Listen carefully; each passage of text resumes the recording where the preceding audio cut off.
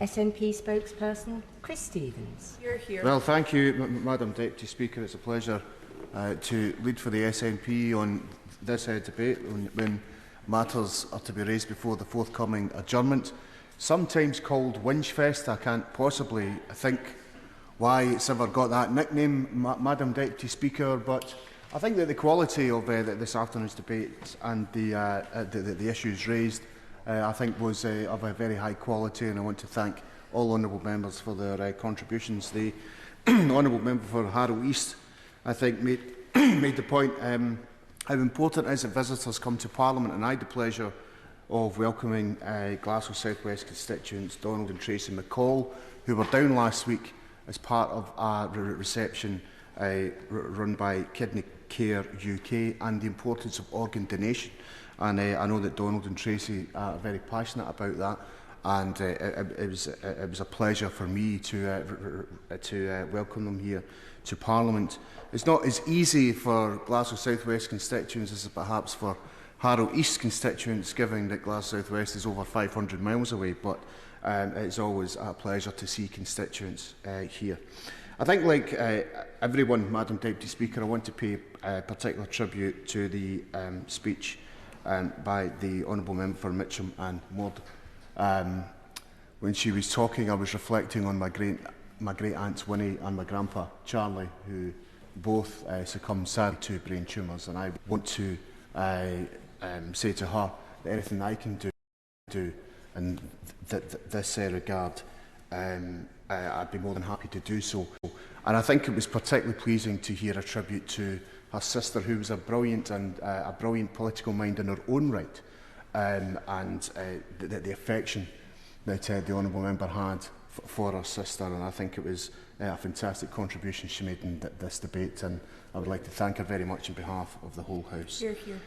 The honourable member for Walsall South started her remarks on the removal of ticket offices. Now, that's not just an England-only issue, as we discovered at the Westminster Hall last week, where there's also plans to close ticket offices both in Glasgow and Edinburgh. And I hope that the government will listen not just to the honourable member for Walsall South, but the many government backbenchers who contributed to the Westminster Hall debate last week, who made the position very clear as to what their thoughts were on this particular topic. And I know that they also intend to continue to raise this issue, because people are concerned about whether the consultation is actually a consultation at all. And people have doubts about that when they hear that workers involved have been given notices of potential redundancy, and they hear that some of these train companies are already advertising the space and investigating to let out the space where these current ticket offices are. And I hope the Minister will give us and give the House an assurance that it's a genuine consultation in relation to these proposals.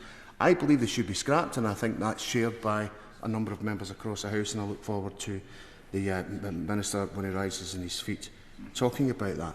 Now, Madam Deputy Speaker, I think it's important to visit picket lines as someone who comes from a trade union background. I think it's an opportunity for members of the House to hear what their constituents have to say when it comes to disputes of this kind. And I hope the Minister will hear me out when I say, as Chair of the PCS Parliamentary Group, but also my party's Justice spokesperson, I'm very concerned about the dispute in the courts of England and Wales in relation to security guard and outsourced workers who have been giving a derisory pay offer. And I hope the Minister will be able to tell us what the government's doing in relation to that. And also note, Madam Deputy Speaker, even the newspapers are going on strike.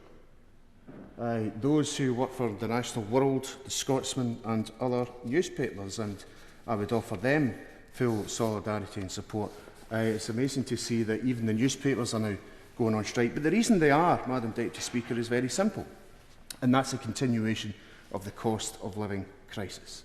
It is a fact that far too many people across these islands are struggling with the cost of food. Many of them in work, many of them in state support. Many of them see that state support deducted, as they do every month, from universal credit deductions. A crazy system. Yet they see supermarkets posting record profits. Far too many people, Madam Deputy Speaker, are struggling to make their mortgage payments, yet they see the banks posting record profits. And far too many people are struggling to pay their energy bills, and yet they see the energy companies posting record profits. Madam Deputy Speaker, something really has to give, and the focus of the House when it returns surely needs to deal with this imbalance, because whilst that imbalance exists, more people will suffer unnecessarily.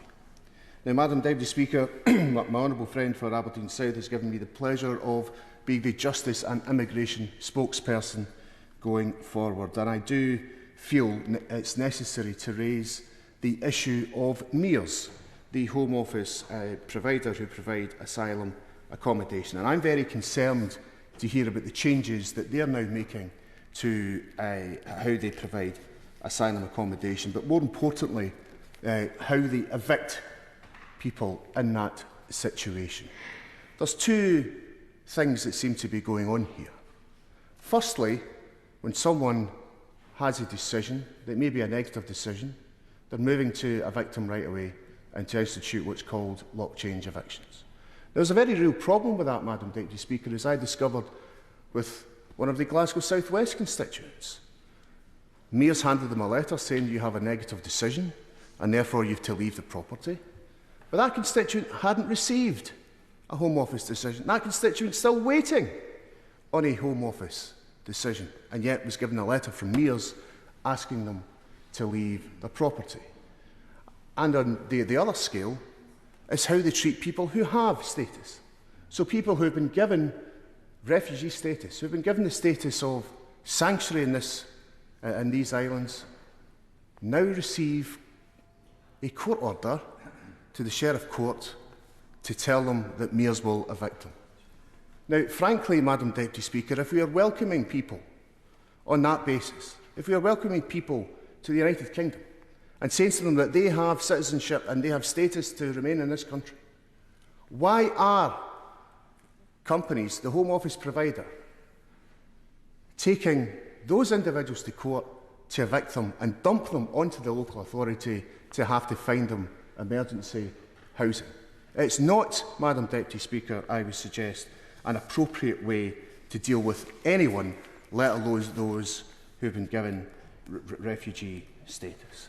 Madam Deputy Speaker, I want to wish all members of the House a pleasant recess, but I also want to, and I always deliberately take this opportunity to thank not just my constituency office staff, but I think the constituency office staff of every single member of this House, because while we are here having the great debates of the day, they are the real heroes who are sorting out constituents' problems on a daily basis. And I want to pay particular tribute to Scott, Rosa, Raz, Lindsay, Tony, Keith, Alistair, Dominic and Greg for all the work that they do on behalf of the best constituency office in these islands, which is, of course, Madam Deputy Speaker, found in the great constituency of Glasgow South West. Thank you.